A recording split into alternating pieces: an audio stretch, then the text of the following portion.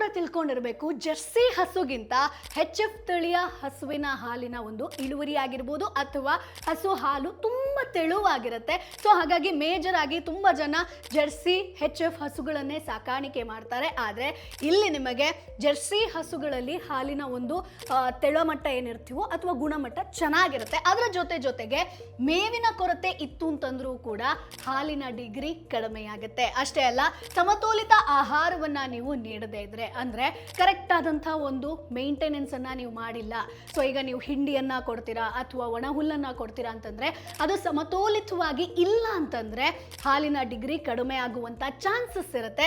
ಜೊತೆಗೆ ಆಹಾರದಲ್ಲಿ ಖನಿಜ ಆಗಿರ್ಬೋದು, ವಿಟಮಿನ್ ಅಂಶ ಕಮ್ಮಿ ಇತ್ತು ಅಥವಾ ಅದರಲ್ಲಿ ಸಮಸ್ಯೆ ಇತ್ತು ಅಂತಂದ್ರೂ ಕೂಡ ಹಾಲಿನ ಒಂದು ಡಿಗ್ರಿ ಕಡಿಮೆ ಆಗುತ್ತೆ. ಅಷ್ಟೇ ಅಲ್ಲ, ನೀವು ಸರಿಯಾದ ಟೈಮಿಗೆ ಹಸುವಿನ ಹಾಲನ್ನ ಕರೆದಿಲ್ಲ ಅಂತಂದ್ರೆ, ಟೈಮಿಂಗ್ಸ್ ಚೇಂಜ್ ಆಗ್ತಾ ಇತ್ತು ಅಂತಂದ್ರೂ ಕೂಡ ಹಾಲಿನ ಡಿಗ್ರಿ ಕಡಿಮೆ ಆಗುತ್ತೆ. ಅಂದ್ರೆ ನೀವು ಒಣ ಹುಲ್ಲನ್ನ ಹಾಕದೆ ಬರೀ ಹಸಿರು ಮೇವನ್ನ ಕೊಡ್ತಾ ಇದ್ದೀರಾ, ಹಸಿರು ಮೇವು ತಿನ್ಕೊಂಡು ಚೆನ್ನಾಗಿ ತಿನ್ಕೊಂಡು ಚಂದ ಹಾಲು ಕೊಡ್ಲಿ ಅಂತ ನೀವು ಅನ್ಕೊಂಡಿರ್ತೀರಾ, ಇದರಿಂದಲೂ ಕೂಡ ಹಾಲಿನ ಡಿಗ್ರಿ ಕಡಿಮೆ ಆಗುತ್ತೆ. ಅಲ್ಲ, ತೀರಾ ಬೆಳೆದಂತ ಹಸಿರು ಮೇವನ್ನ ನೀವು ಕೊಟ್ರಿ ಅಂತಂದ್ರೆ ಹಾಲಿನ ಡಿಗ್ರಿ ಕಡಿಮೆ ಆಗುತ್ತೆ. ಅದರ ಜೊತೆಗೆ ಹಾಲಿಗೆ ನೀರನ್ನ ಬೆರೆಸಿದ್ರೆ ಅಫ್ಕೋರ್ಸ್ ಹಾಲಿನ ಡಿಗ್ರಿ ಕಡಿಮೆ ಆಗುತ್ತೆ.